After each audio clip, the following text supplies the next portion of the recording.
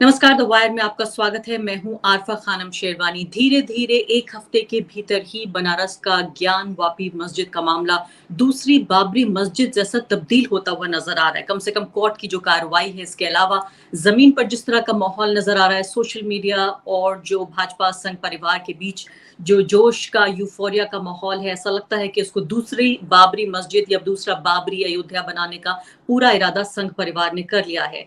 Court में भी हमने देखा कि कैसे लोअर कोर्ट से मामला सुप्रीम कोर्ट तक पहुंच गया।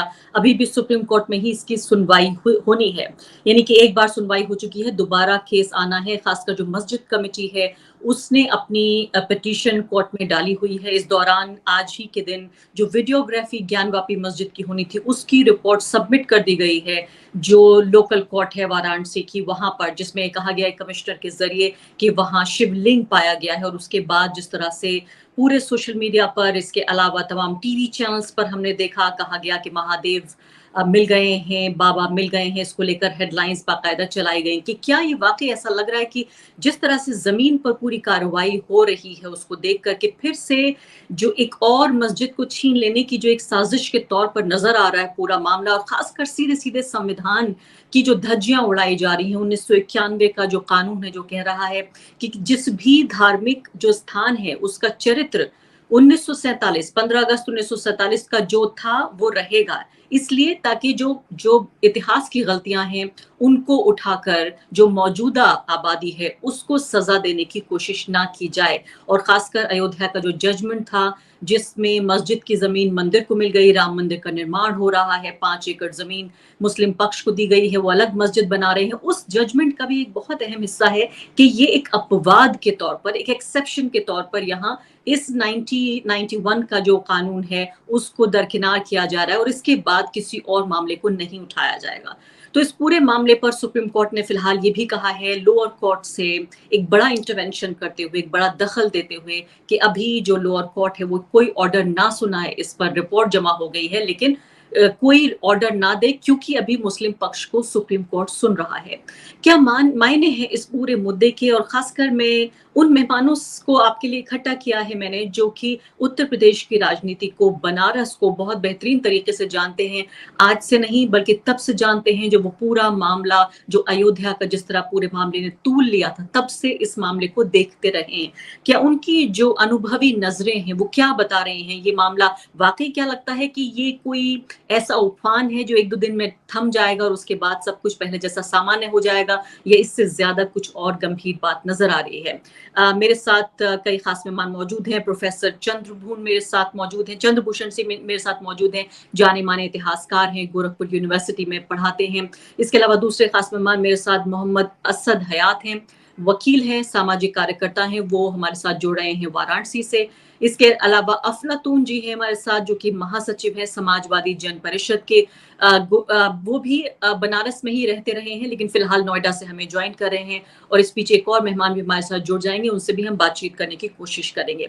सबसे पहले प्रोफेसर चंद्रभूषण जी, मैं आपके साथ ही शुरुआत करना चाहती हूँ। मुझे ये बताएं कि इस पूरे मामले को आप भी देख रहे हैं, मैं भी देख रही हूँ, हम एक तरह से दर्शकों की तरह इस पूरे मामले को दूर से देख रहे हैं। आप उत्तर प्रदेश में हैं, गोरखपुर बनारस से बहुत दूर नहीं है। मुझे बताइए कि आप पूरे मामले को कैसे देख रहे हैं? अरफा, थैंक यू हमको इनवाइट करने के लिए। मैं इस पूरे मामले को इस तरह देखता हूँ कि इतिहास को जो ठीक करने की कोशिश ये चल रही है, ये इससे इससे हमारे वर्तमान पे बहुत खराब असर पड़ा। और आप ये देखें कि जब अयोध्या वाला मसला हुआ था, जब पहली बार खुदाई शुरू हुई थी, उस जमाने में भी अचानक खुदाई शुरू हुई और खुदाई बंद कर दी गई। तो सवाल इसका है कि आप अतीत की गलतियां ठीक करने अगर निकलेंगे तो वर्तमान अगर उससे विषाक्त हो जाता है, अगर हम एक मिनट को मान लें कि ये जो कह रहे हैं वैसा कुछ होगा, तो हम लोग को कतई इस प्रोसेस को सपोर्ट नहीं करना चाहिए। दूसरी बात जो मैं कहना चाहता हूं कि एक कानून, जब बाबरी मस्जिद विवाद चल रहा था, उसी समय नरसिम्हा राव जी की सरकार थी और एक कानून, उपासना स्थल कानून बना था, जिसमें यह कहा गया था कि अब जो कोई भी धर्मस्थल को लेके जब विवाद होगा तो उसका जो 1947 में जिस पोजीशन में वो था वो ही बना रहेगा। तो सवाल इसका है कि आखिर आपने ये सर्वे करने की परमिशन दी क्यों, और कैसे ये परमिशन मिली, और लोकल कोर्ट ने फिर वो सर्वे करवाया भी, और अब ये मामला सुप्रीम कोर्ट तक पहुंच रहा है। चंद्रभूषण जी, लेकिन इसमें समझ में एक बात ये नहीं आ रही कि चलिए लोअर कोर्ट्स का जो चरित्र है हमें बहुत दिनों में पता चला है, पिछले 5-7 साल से हम देख रहे हैं कि राजनीतिक रूप से काफी वो प्रभावित रहते हैं, चाहे वो लोअर जुडिशरी हो या लोअर ब्यूरोक्रेसी हो या स्थानीय मीडिया हो, कितना भी हम कह लें कि ये स्वतंत्र रूप से काम कर रहे हैं। लेकिन मुझे समझ में ये नहीं आया कि जब सुप्रीम कोर्ट ने कहा कि वहां शिवलिंग पाया गया, जगह हम प्रोटेक्ट करेंगे, मतलब जब देश का सबसे बड़ी अदालत आके ये कहती है कि शिवलिंग वहां पाया गया है और उसको सुरक्षा प्रदान की जाए, तो इसको समझा कैसे जाए आखिर? अब सवाल इसका है कि सर्वे रिपोर्ट तो सबमिट होनी थी कोर्ट में, ये पहले ही लीक कैसे हो जाती, एक बात। और अभी जब सर्वे रिपोर्ट जब तक आ नहीं जाती और कोर्ट उसको तस्दीक नहीं करती, तब तक हम कैसे मान लें कि वहां क्या मिला है, क्योंकि ये ऑफ द रिकॉर्ड कहा जा रहा है। तो ये लोकल कोर्ट्स को एक, अगर सुप्रीम कोर्ट में अब ये मामला पहुंच गया है तो जाहिर तौर पे वो उनको भी अपनी लोकल जुडिशरी या लोकल कोर्ट्स को सुप्रीम कोर्ट या हाई कोर्ट से गवर्न करती हैं, तो जाहिर तौर पर उनको इन चीजों पर कम से कम इतने सेंसिटिव मामलों पर ये कर देना चाहिए कि आप इससे लोकल कोर्ट के लेवल पे नहीं देखा जा सकता। आप अगर ऐसा कोई मसला उठाना चाहते हो तो आप सीधा हाई कोर्ट पे आए। जी हाँ। अफलातून जी, मैं आपकी तरफ रुख करना चाहती हूँ। इस पूरे मामले को समझने की मैं कोशिश कर रही हूँ कि आखिर ये मामला क्या है। बहुत तरह से लोग इस पर प्रतिक्रियाएं दे रहे हैं। बात हो रही है कि अकबर के कार्यकाल में बनाया या फिर ये औरंगजेब ने तोड़वाया। करीब करीब 100 साल से भी ज्यादा का दोनों में फर्क है कि जो राजा टोडरमल थे उन्होंने अकबर के कार्यकाल में इसको बनवाया। तमाम तरह की चीजें हमें सुनने में आ रही हैं कि औरंगजेब ने तोड़वाया तो औरंगजेब ने मंदिर तो पूरा तोड़वा दिया लेकिन शिवलिंग वहां बाकी रह गया। तो ये जो पूरा मामला है जिसमें ये 5 औरतें हैं, 5 हिंदू महिलाएं हैं, वो कह रही है कि अंदर वहां पर मूर्तियां रखी हुई हैं, हमें पूजा करने की इजाजत दी जाए। इसका बैकग्राउंड मुझे बताइए कि हिंदू पक्ष जो है वो आखिर आर्ग्यू क्या कर रहा है? एक चीज साफ तौर पे समझ लेनी होगी कि अयोध्या में जिस तरह का विवाद था वैसा बनारस में कतई नहीं रहा। अयोध्या में भी जिस तरीके से रामलला प्रकट हुए थे 22-23 नवंबर सन 50 के अचानक प्रकट हुए, माने रख दिया गया वहां, और उसके बाद से वो प्रक्रिया इन लोगों की शुरू हुई। उस तरह और मस्जिद में नमाज अता नहीं हो रही थी। बाबरी मस्जिद में, ज्ञानवापी में जो कि बनारस की जुमा मस्जिद है, वहां लगातार नमाज हो रही है।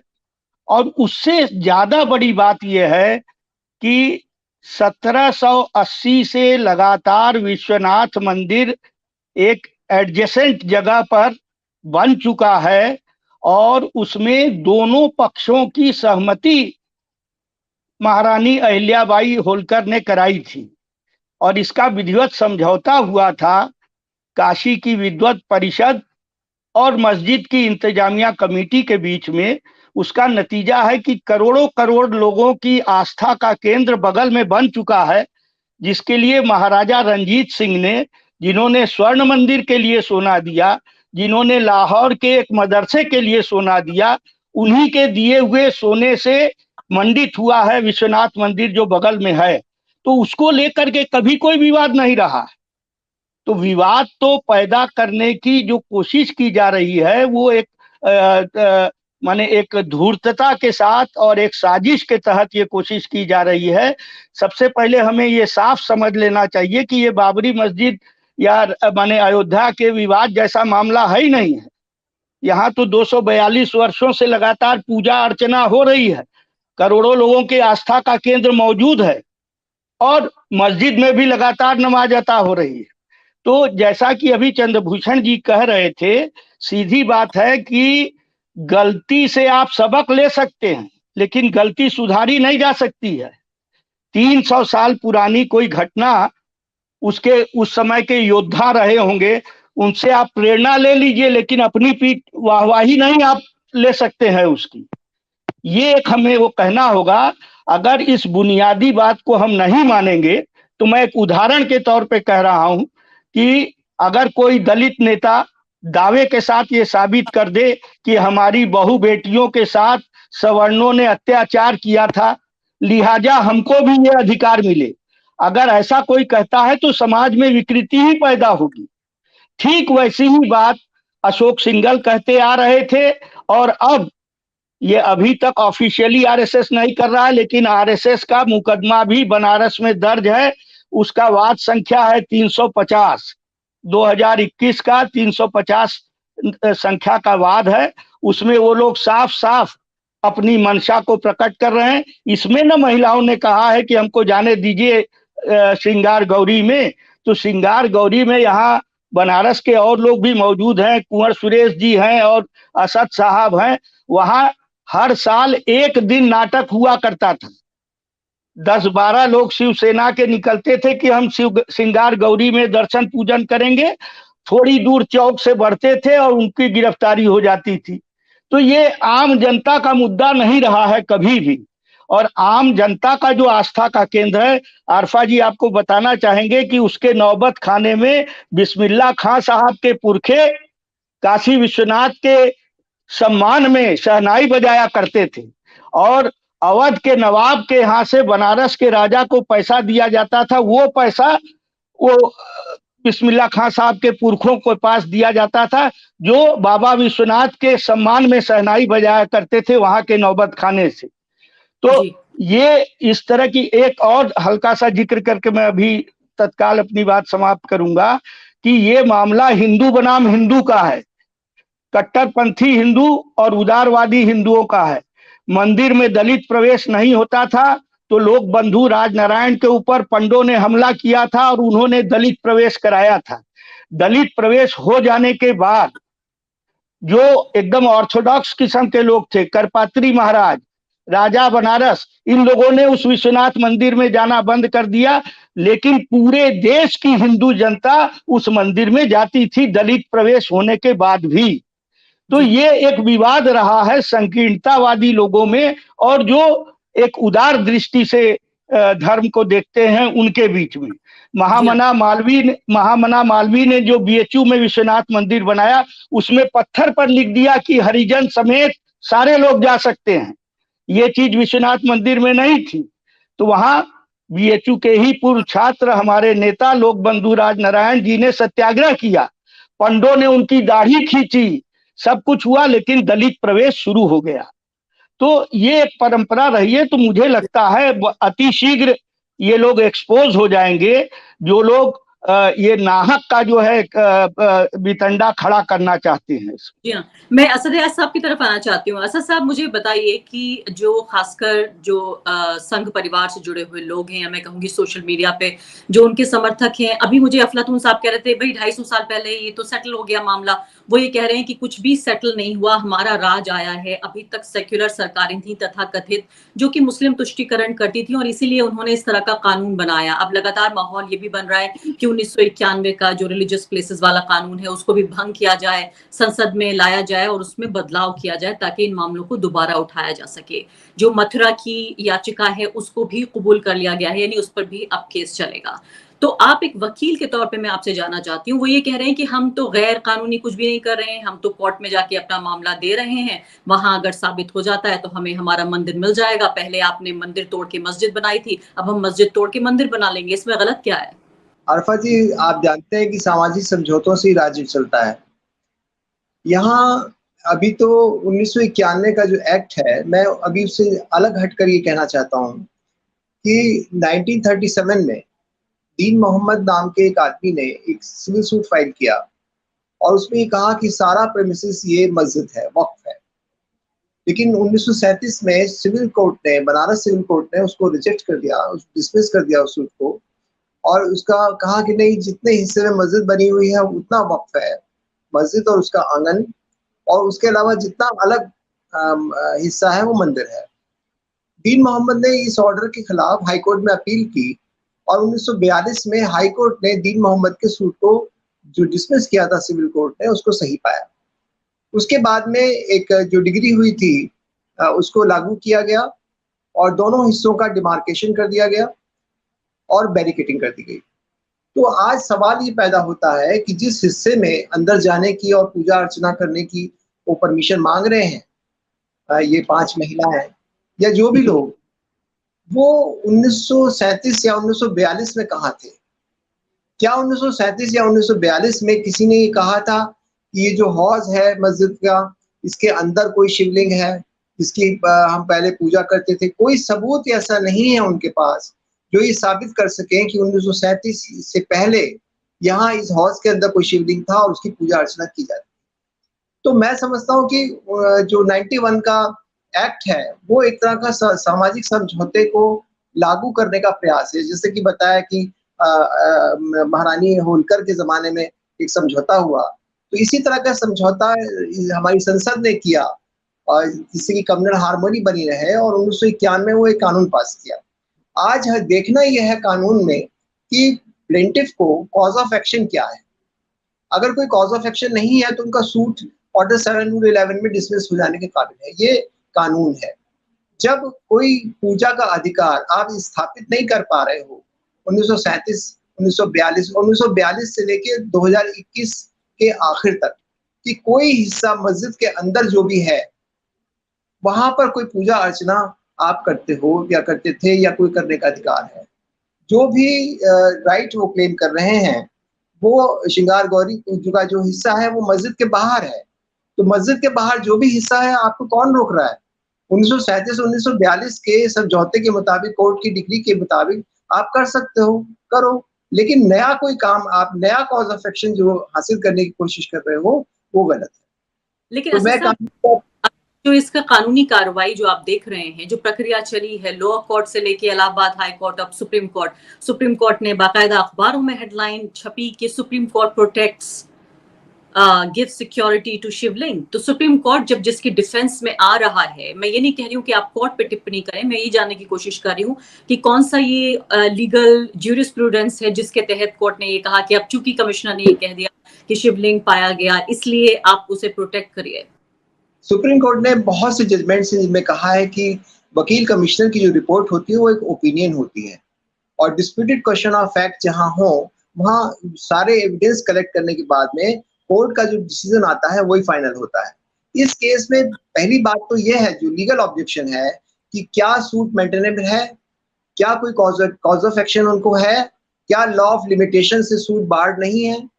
तो यहाँ अभी ये चीजें तय होनी है। कोर्ट ने जो ऑनरेबल सुप्रीम कोर्ट ने जो ऑर्डर किया पहले दिन, वो सिर्फ ये किया है कि इंटरिम ऑर्डर किया है, कोई फाइनल ऑर्डर नहीं है वो। अब जो मेन ऑब्जेक्शन है कि सूट मेंटेनेबल नहीं है, ये बात उन्होंने उठाई थी, एप्लीकेशन दी थी कि सूट को इसी स्टेज पर डिसमिस कर देना चाहिए, लेकिन लोअर कोर्ट ने उसको सुना ही नहीं और कमीशन जारी करने का ऑर्डर कर दिया। तो वो एक आप बाईपास करके चीजों को, जो प्रीलिमिनरी ऑब्जेक्शन थे उनको डिसाइड ना करके आप एक गलत ऑर्डर पास कर दिए जिसके खिलाफ वो लोग आज सुप्रीम कोर्ट में आए हैं। ठीक है, तो अभी तय होना है।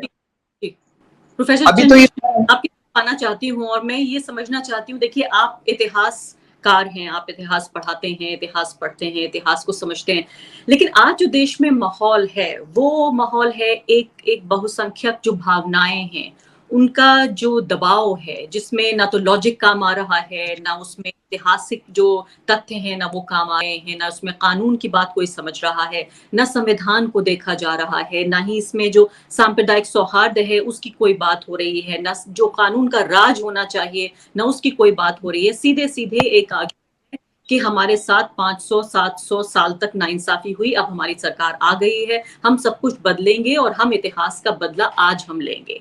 जो मौजूदा सरकार है उसकी जो विचारधारा है वो इन लोगों की विचारधारा से बहुत अलग नहीं है, बल्कि मैं कहूंगी ये तो वही लोग हैं जो फिलहाल सरकार में बैठे हुए हैं, जो पूरे राम मंदिर का जो आंदोलन चला उसी के नेता थे ये लोग, उसी के जरिए पनपे गए, उपजे गए लोग अब सरकार में बैठे हुए हैं। तो ऐसे में आप कैसे ये उम्मीद करते हैं कि जो बाबरी मस्जिद के वक्त हुआ, जो अयोध्या में हुआ, वो अब नहीं होगा? आपकी जो अनुभवी नजरें हैं वो क्या बता रही हैं? जो मुस्लिम मन में जो बेचैनी है, जैसे मैंने आपको बताया कि जो बहुसंख्यक भावनाएं हैं वो एक तरफ हैं, लेकिन जो मुस्लिम मन में बेचैनी है कि दूसरी मस्जिद छीनी जा सकती है, आप उसे किस तरह से देख रहे हैं? अर्फा, आप ये देखें मैंने शुरू में ही इसीलिए कि मुझे लगा कि एक पैनल डिस्कशन और नॉर्मली जैसा होता है एक डायरेक्शन ले लेता है, इसीलिए मैंने कहा कि इतिहास के सबक लिए जा सकते हैं, लेकिन इतिहास की गलतियों को ठीक करना जो सिलसिला शुरू होगा वो आपका वर्तमान और फ्यूचर को नष्ट करता है। और आज जितनी बातें आप कह रही हैं कि संविधान को नहीं, इतिहास के तथ्य नहीं देख रहे हैं, वो आप देखें तो वो उनकी स्ट्रेटजी का हिस्सा है। वो भी जानते हैं कायदे से अगर आप गवर्नमेंट चलाते हैं तो आपका काम है कि आप जिनके ऊपर रूल करते हैं, जिनकी आप सरकार चला रहे हैं, जिनका प्रतिनिधित्व कर रहे हैं, उस देश उस समाज के हित में आप काम करें। लेकिन एक हिंदू राष्ट्र का एजेंडा जो अभी तक ओपन नहीं किया उन्होंने, लेकिन उस एजेंडे पे वो काम तो कर ही रहे लगातार, और इसीलिए वो इंस्ट्रूमेंट बना रहे हैं लोअर कोर्ट्स को, वकीलों के पैनल जो उनके यहाँ उनके मतलब कह लो कि समर्थक हैं, उन लोगों को आगे करके वो इस तरह के मामले उठवाते हैं। वो महिलाएं जो आई होंगी कोर्ट में 5 लोग के हमको जाने दिया जाए श्रृंगार गौरी मंदिर में, वो कौन लोग थे? और ये क्या हिंदुस्तान की बहुसंख्यक आबादी का प्रतिनिधित्व करने वाले लोग? देर सबेर उनको जब तक ये समझ में आएगा कि वो एक ऐसा काम कर रहे हैं जो हमको, अभी एक तरफ तो वो कहते हैं कि इस देश को हम 3rd बिगेस्ट इकोनॉमी बनाना चाहते हैं, और दूसरी तरफ अंदर अंदर ये सारी बहस जिस समय चल रही है उस समय देश के आर्थिक हालात क्या है ये किसी से छुपा नहीं है। मध्य वर्ग, चाहे वो हिंदू हो चाहे मुसलमान हो, वो सब परेशान। और इन मुद्दों की तरफ से मुझे लगता है कि ध्यान हटाने का ये बड़ा अच्छा तरीका है कि आप कोई न कोई ऐसा विवाद हर समय देश में चलने दें, ताकि लोगों का ध्यान जरूरी जिन मुद्दों पर विकास के जिन चीजों पर बात होनी चाहिए उन मुद्दों पर कोई बात ना करे। और फायदा इसमें यह हो रहा है कि जो मेन स्ट्रीम मीडिया जिसको हम कहते हैं, उसके यहाँ डिबेट ये 24 घंटे यही डिबेट शुरू हो जाएगी और अगले काफी दिनों तक चलती रहेगी। फिर वो ऐसा ही कोई मुद्दा उठा लेंगे। अभी आप ज्ञानवापी के बाद क्या लगता है आपको मथुरा में नहीं आएंगे, या उसके बाद और जगह? इतना बड़ा देश है, ऐसे मुद्दे तो आपको उठाते ही रहेंगे। तो सरकारों को, देर सवेर सरकार को भी ये समझना होगा, और कोर्ट्स को तो इसमें इंटरवीन करना ही चाहिए, क्योंकि जो शक्ति के पृथक्करण का सिद्धांत है, जो मतलब जिम्मेदारियां अलग अलग दी गई हैं, उनको हस्तक्षेप करना चाहिए कि बिल्कुल इस प्रक्रिया को आगे नहीं बढ़े। हमको 1991 के उस कानून का पूरी तरह से पालन करना चाहिए कि जब 15 अगस्त 1947 को जो जिस पोजीशन में जो उपासना स्थल था वो बना रहेगा। ये अगर ये स्टैंड हम नहीं लेते तो इस तरह के मुद्दे दिन ब दिन उठाते जाए। अफलातून जी, मैं देख रही थी कि जो राजनीतिक विपक्ष है वो क्या कर रहा है। देखिए, हम तो एक तरह से दर्शकों की तरह ही दूर से देख रहे हैं। हम तो सिर्फ लोग आलोचना समालोचना कर सकते हैं, विश्लेषण कर सकते हैं, लेकिन जो पॉलिटिकल ऑपोजिशन है उससे उम्मीद की जाएगी कि वो स्टैंड लेगा। अब जब ये 1991 वाले कानून का मामला, मुझे पूरा इस बात को लेकर आशंका है कि ये संसद में लेकर आएंगे, इस मामले को संसद में लेकर आएंगे, फिर इसको कांग्रेस पार्टी को ही जाहिर है इसको डिफेंड करना पड़ेगा। कांग्रेस पार्टी कहेगी कि नहीं, आप ऐसा मत कीजिए, और जब कांग्रेस पार्टी कहेगी आप ऐसा मत कीजिए तो हिंदू विरोधी पार्टी के तौर पर प्रोजेक्ट की जाए। अब आप मुझे बताएं कि मैं देख रही थी कि मायावती कह रही है कि लोगों को बांटने की कोशिश है, ध्यान भटकाने की कोशिश है। कमोबेश ऐसा ही बयान वो भी कई दिन बाद अखिलेश यादव का भी आ गया है। बहुत ही गुनगुनी सी बातें कह रहे हैं, इतनी जहां पर बिल्कुल एक तरह से आग लगी हो, ऐसे में बहुत ही ल्यूकवार्म जो रिएक्शन है वो आ रहा है। तो अफलातून जी, मुझे ये बताइए, ऐसे में जो पॉलिटिकल ऑपोजिशन है वो क्या होगा? संघ परिवार का जो एजेंडा है, ये 5 औरतें कौन है आप भी जानते हैं, मैं भी जानती हूँ, और ये पूरा मामला जो चल रहा है लोअर कोर्ट्स में, अब जो आके ये 2024 के चुनाव से ठीक पहले अयोध्या मिल गया है, काशी मथुरा की बात चल रही है, ये जो 2024 का पूरा फॉर्मूला आगे रख दिया गया है, इसमें आप पॉलिटिकल ऑपोजिशन को कहां देख रहे हैं? मेरा ये मानना है कि पहली बात तो ये मैं टोकना चाहता हूं कि आप मॉडरेटर के रूप में जब कह रही हैं तो लगातार आप कह रही हैं जैसे बहुसंख्यक आबादी की नुमाइंदगी ये आरएसएस के लोग कर रहे हैं, ये मान करके आप कह रही हैं, जो एकदम गलत बात है। पहली बात यह है, और आप लगातार इस चीज को कह रही हैं। हमें ये नहीं भूलना चाहिए कि अयोध्या के समय इन लोगों की विधिवत वॉल राइटिंग रहती थी, 3 नहीं अब 30,000, 3 हो गया काशी मथुरा अयोध्या। ये कहते हैं 3 नहीं अब 30,000, बचे न को कब्र मजार। ये दीवार लेखन विधिवत ABVP के नाम से मेरे पास उस जमाने के वॉल राइटिंग का फोटो खींच करके मैंने रखा है, और ये चलता था उनके बीच में। तो मुख्य बात, और इनकी जो किताबें हैं, जो जब RSS का कोई कार्यक्रम होता है तो उस कार्यक्रम के साथ जो साहित्य बिकता है, उस साहित्य में आप पाएंगे ताजमहल मंदिर भवन है, कुतुब मीनार हिंदू स्थापत्य का नमूना है, संघर्षरत इजराइल, कौन कहता है अकबर महान है। ये किताबें हैं जो RSS वाले बेचते हैं अपने कार्यक्रम के साथ। और उन लोगों के लेखकों ने, जैसे कई लोग इसमें से हमारे पैनलिस्ट भी जानते होंगे, एक ओक नाम के व्यक्ति थे जिनको इतिहासकार लोग बहुत मजाक में लेते। जी हाँ, तो उसने सबसे पहले कहा कि ताजमहल मंदिर भवन है। उसी तरह से ये कुतुब मीनार जो है विक्रमादित्य ने बनाया था, कुतुबुद्दीन ऐबक ने नहीं बनाया था। तो ये पूरा एक सिलसिला है जो कहीं खड़े एकदम बेसिर पैर की बात है, जो इतिहासकारों के बीच में, समाज में, राजनीति में कहीं टिकने वाला नहीं है ये। और मेरा मानना है कि अभी तत्काल भले ये हमारे जो मुख्य विपक्षी दल हैं, इन्होंने कम से कम मुंह तो खोला। मैं आपकी तरह मैं भी घबराया हुआ था कि ये लोग कुछ बोल नहीं रहे हैं, लेकिन अखिलेश ने और मायावती ने कम से कम ये चीज कही कि ध्यान भटकाने के लिए ये चीज लाई जा रही है। अभी कम से कम हमको ऑफिशियली ये देखना होगा कि संघ परिवार, जैसे उनका मंदिर के लिए पूरा आंदोलन था, पूरी समिति बनी हुई थी और एक पूरा अभियान चला था जिसमें शिला पूजन भी हुआ और क्या क्या हुआ है। और उस तरह के नाटक ये कई बार करते हैं। जैसे आप लोगों ने सुना होगा, सरदार पटेल के लिए कहा था कि उनकी प्रतिमा के लिए गांव गांव से लोहा इकट्ठा करेंगे, कुछ नहीं हुआ। चीन से बनवाया उस मूर्ति को। तो इनका राष्ट्रवाद राष्ट्र तोड़क राष्ट्रवाद है, खोखला राष्ट्रवाद है, उसको ये टिकेगा नहीं। और ये मुट्ठी भर लोग ये प्रयास कर रहे हैं। अभी जैसे ये 5 महिलाओं के अलावा जो मेन पिटीशन है, मैं वकील साहब असद साहब को ध्यान दिलाना चाहूंगा, वो है 350/2081। ये 350 वाले में वो कहते हैं, ये शब्दावली उनकी है कि औरंगजेबी अतिक्रमण को हटाया जाए, ये प्रेयर है उनका। तो यहाँ पर सीधी सीधी बात है कि पूरा के पूरा राष्ट्र, पूरा भारतीय राष्ट्र, उसके हिंदू जो हैं वो मौजूदा मंदिर को मानते रहे हैं, वहां पूजा अर्चना। पूछिए RSS के लोगों से, क्या मौजूदा मंदिर 12 ज्योतिर्लिंगों में नहीं है? वो लोग कहते हैं कि 12 ज्योतिर्लिंग में वो मस्जिद की जगह होगा तभी। मैं आपको बता रहा हूं, उनकी पत्रिका है विश्व हिंदू परिषद की वंदे मातरम, उसमें ये विश्वनाथ मंदिर का एक विशेषांक निकला।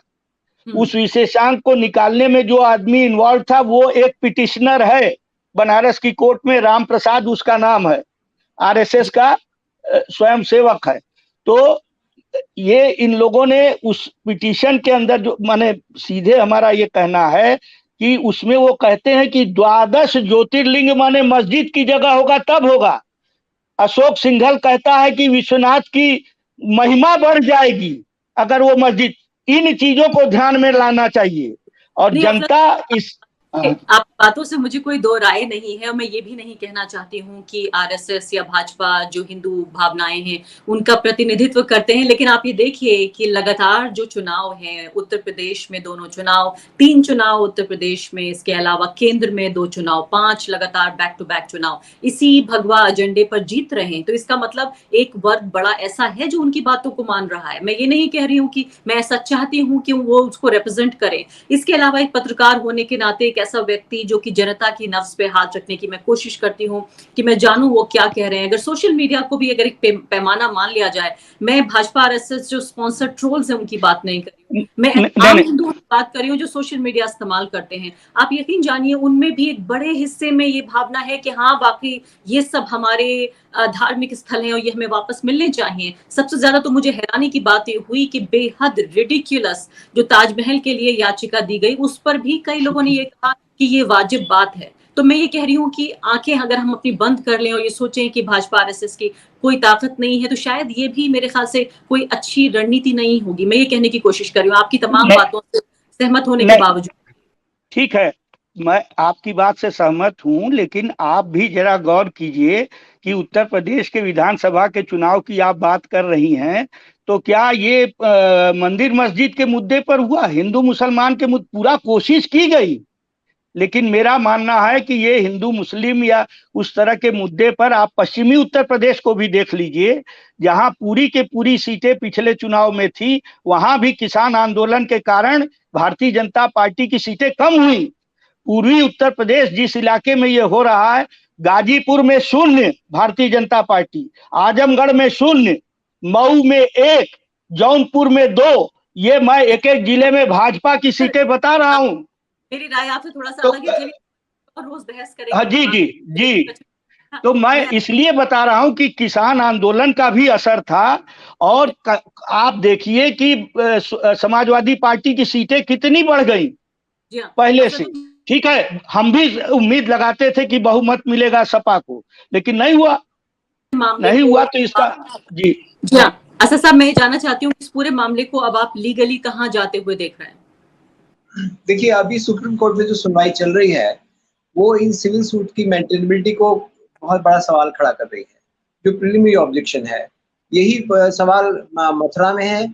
और यही सवाल थी कि एक मैं आपको ये और स्पष्ट कर दूं कि जैसे हिस्टोरिकल मोनूमेंट है, हिस्टोरिकल मोनूमेंट की पोजीशन दूसरी है, क्योंकि वहाँ एक उसको किसी नोटिफिकेशन के जरिए एक्वायर किया गया है। और किसी भी चाहे कुतुब मीनार हो चाहे ताजमहल हो, तो वहाँ स्थिति दूसरी है। जब तक कि वो नोटिफिकेशन क्वैश नहीं होता तब तक वहाँ किसी को अधिकार नहीं मिल जाता। उसी नोटिफिकेशन में ये बात होती है कि अगर कोई ओनर है उसका, तो वो अपना ऑब्जेक्शन फाइल करे। कुतुब मीनार को 1914 में एक्ट के तहत और ताजमहल को भी 1925 के एक्ट के तहत, जो बाद में रिपील हो गए, 1958 में नए एक्ट आ गए थे, उनके तहत ये state central archaeological survey of India है, उसके कब्जे में चले गए थे। लेकिन जहां तक प्लेस ऑफ वर्शिप का सवाल है, वो मोनूमेंट तो है नहीं डिक्लेयर, तो यहाँ पर लॉ ऑफ लिमिटेशन जो है वो काम करेगा। और ये अगर कोई 10-20 साल के अंदर अंदर कोई आदमी आके कहता मेरे फंडामेंटल राइट्स को इन्फ्रिंज किया गया, मेरी पूजा नहीं करने दे रहे, तो बात अलग होती। लेकिन यहाँ तो एक टाइटल डिसाइड हो चुका है 1942 में। और अगर 1 मिनट को प्लेस ऑफ वर्शिप एक्ट के दायरे से हम बाहर निकल के आ जाएं, मान लीजिए कि प्लेस ऑफ वर्शिप एक्ट है ही नहीं, हम केस कहाँ खड़ा हुआ है हम उसकी उस तरफ देखें, तो हम देखते हैं कि 1942 में ही टाइटल डिसाइड हो चुका है और दोनों पार्टियों को मंजूर है, स्टेट को मंजूर है। तो फिर डिस्प्यूट है कहाँ? आज जो कुछ भी डिस्प्यूट प्लेंटिफ पैदा कर रहे हैं, वो उनका कोई कॉज ऑफ एक्शन नहीं है, लॉ ऑफ लिमिटेशन से वो बार्ड है। और यही बात इसी को डिसाइड करने के लिए जो सेंट्रल गवर्नमेंट की पार्लियामेंट थी कि इस तरह से कोई भी कभी भी आदमी आके कहने लगेगा कि साहब मेरा पूजा का अधिकार है यहाँ, या मुझे नमाज पढ़ने का अधिकार है, और हर बार हर नए साल एक नई नई जगह पर आप लोग डिस्प्यूट खड़ा करते रहेंगे। तो उन्होंने कहा नहीं भाई, जो 15 अगस्त 1947 को स्टेटस था वही रहेगा। फाइनली डिसाइड हुआ, एक्ट पास हो गया। तो हमको दोनों स्थितियां देखनी है कि एक्ट रहे या ना रहे, प्लेंटिफ कहाँ खड़ा हुआ है। प्लेंटिफ का राइट 1942 में खत्म हो गया था, जब मस्जिद का हिस्सा वक्फ मान लिया गया था और बाकी हिस्से को मंदिर डिक्लेयर कर दिया गया था। तो टाइटल यहाँ है। मैं समझता हूँ कि supreme court, honourable supreme court या ऑनरेबल लोअर कोर्ट को भी इसको देखना चाहिए और देखेगा। जहाँ तक सुप्रीम कोर्ट का सवाल है कि केस में कोई दम नहीं है और आपको लगता है कि ये केस परास्त हो जाएगा, ढह जाएगा, आप उम्मीद पर जो है दुनिया कायम है। लास्ट कमेंट्स की बात, केस में भी ये डिसाइड हो चुका है कि बाबरी मस्जिद के अलावा जो भी डिस्प्यूट है वो 91 एक्ट के तहत तय होगा। ये बाबरी मस्जिद के जजमेंट में भी है। तो मुझे उम्मीद है कि कोर्ट डिसाइड करेगा कि सूट मेंटेनेबल नहीं है और डिसमिस किया जाएगा। ठीक है, चंद्रभूषण जी, लास्ट कमेंट आपको, राजनीतिक तौर पे आप इसे किधर जाते हुए देख रहे हैं, मथुरा काशी दोनों? जी अनम्यूट कीजिए प्लीज। स्पष्ट किया है कि ये एक अघोषित, जो आरएसएस का एक अघोषित उनका है, हिंदू राष्ट्र का एजेंडा है, जिसको वो खुल के कह नहीं रहे हैं। और वो लगातार पिछले, आप हम जब से देख रहे हैं 14 में गवर्नमेंट आने के बाद से, 11 में जो गवर्नमेंट आई 14 में, तब से लगातार वो उसी हिडन एजेंडे पर काम कर रहे हैं। लेकिन मुझे बहुत विश्वास है अपने देश पे और यहाँ की जो बहुलतावादी समाज है कि वो ये बहुत दिनों तक नहीं बर्दाश्त कर सकते। और ऐसा नहीं है कि अपराजेय हैं, इन्हें भी जाना है। और इस तरह की हरकतें किसी भी सभ्य समाज में कहीं से, न तो लॉजिकली आप देखें तो कहीं ये, आपने अपनी सारी बातचीत में कहा कि भाई संविधान को नहीं मानेंगे आप, किसको, तो आप चलाएंगे कैसे? तो इसलिए मुझे लगता है कि ये विवाद ये ले जाने की पूरी कोशिश होगी कि ज्ञान वाराणसी के बाद वो मथुरा जाएगा वो विवाद। लेकिन अब 91 का कानून या तो निरस्त करके कोई नया कानून ले आए या अमेंडमेंट करें, तो ही ये सब पॉसिबल होगा। और अगर ये करते हैं तो वो एक्सपोज होंगे, उनमें जो थोड़ी बहुत जो अभी सॉफ्ट हिंदुत्व की बात करते हैं वो लोग भी उन चीजों से मुझे लगता है कि हटेंगे। और ये तय करना पड़ेगा कि भाई सिविल वॉर की तरफ देश चला जाएगा अगर ऐसा हुआ। मतलब आप ये कह रहे हैं कि मॉडरेट जो हिंदू वोटर है वो इनसे दूर जाएगा अगर ये इस तरह की चीज करते हैं? बिल्कुल, मुझे लगता है कि ये जैसे जैसे स्टैंड होते जाएंगे वैसे वैसे मॉडरेट हिंदुइज्म के लिए भी जगह खत्म हो जाएगी। जी हाँ, जितने बहुत शुक्रिया आपका प्रोफेसर चंद्रभूषण इस चर्चा में भाग लेने के लिए। अफलातून जी आपका भी शुक्रिया, और साथ ही असद हयात साहब भी हमारे साथ मौजूद थे। आप तीनों मेहमानों का शुक्रिया। मुझे लगता है इस तरह की कई बहसें हमें अभी और करनी होंगी इस मुद्दे को बेहतर तरीके से समझने के लिए। दिल्ली में बैठकर हम जिस तरह से मुद्दों को देखते हैं और जो स्थानीय लोग जिस तरह से देख रहे हैं, और इसीलिए खासकर मैंने 3 अनुभवी लोगों को बुलाया जिन्होंने बाबरी मस्जिद के वो साल भी देखे और अब फिलहाल वो ज्ञान वापी को भी देख रहे हैं, और बेहतर एक तरह से एक पर्सपेक्टिव, एक बेहतर नजर के साथ इस कार्यक्रम को मैं खत्म कर रही हूँ। मुझे इसकी खुशी है। बहुत बहुत शुक्रिया आपका। द वायर के और वीडियोस देखने के लिए सब्सक्राइब करें और बेल आइकन पर क्लिक करें। स्वतंत्र पत्रकारिता की आर्थिक मदद करने के लिए डिस्क्रिप्शन में दिए गए लिंक पर जाएं और अपनी राशि चुनें।